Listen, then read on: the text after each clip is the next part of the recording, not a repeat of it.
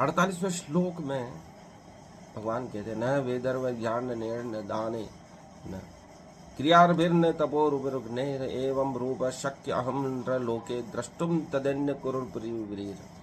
हे कुरुश्रेष्ठ, तुमसे पूर्व मेरे इस विश्व रूप को किसी ने नहीं देखा, क्योंकि मैं न तो वेदाध्ययन के द्वारा, न यज्ञ दान पुण्य, न या कठिन तपस्या के द्वारा इस रूप में इन संसार में देखा जा सकता हूँ।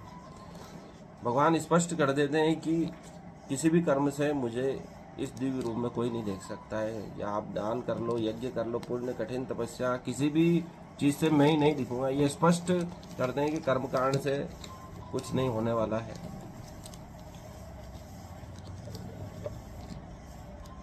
उन 50वें श्लोक में कहते हैं, माँ ते व्यथा चाम विगुण भाव दृष्टाम रूपम गौर मिदंड मेदम व्यपदे भी प्रीत मना पुनस्तत्वम तदेव में रूप मिदम प्रपश्य।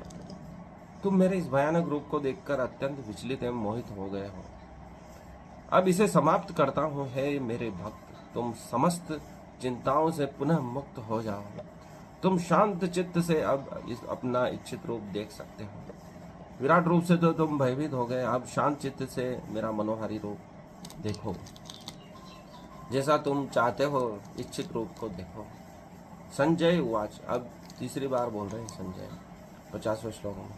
इन त्यर्जुन वासुदेव कत्वास्त्वं स्वरूप दर्शनाय भूय आवास्वसमयमास च भीतमेनं भूत्वा पुनः सौम्य पुरवरमात्मना।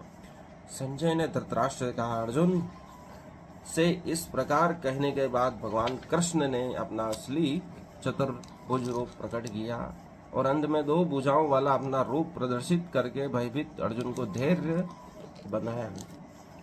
विराट रूप से वे चतुर्भुज रूप में आए और चतुर्भुज रूप से पुनः 2 भुजाओं वाले वास्तविक रूप में, जो इस युग में वे प्रदर्शित कर रहे थे भूमंडल पर, उसी रूप में आ गए। अर्जुन उवाच 51वें श्लोक में, ददृष्टे मानुषम रूपम तव सौम्यम जनार्दन इदामिदमस्मे संव्रत सचेता प्रकृतिम गतः।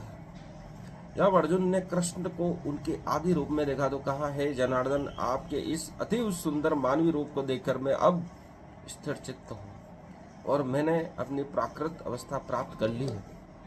जो मेरी मूल अवस्था है मैंने प्राप्त कर लिया आपके इस मानवीय रूप को देखकर। हम अपने जैसों को देखकर ही प्रसन्न होते हैं, विराट रूप देखकर भयभीत होते हैं, क्योंकि पहले कभी देखा नहीं गया। जो चीज हमने कभी नहीं देखी उससे भयभीत हो जाते। हम भूत प्रेत कभी नहीं देखे लेकिन उनसे डरते सदैव हैं। वैसे ही ईश्वर को कभी नहीं देखा है तो देवताओं को या ईश्वर को एकदम देख लें तो उससे भयभीत होना स्वाभाविक है।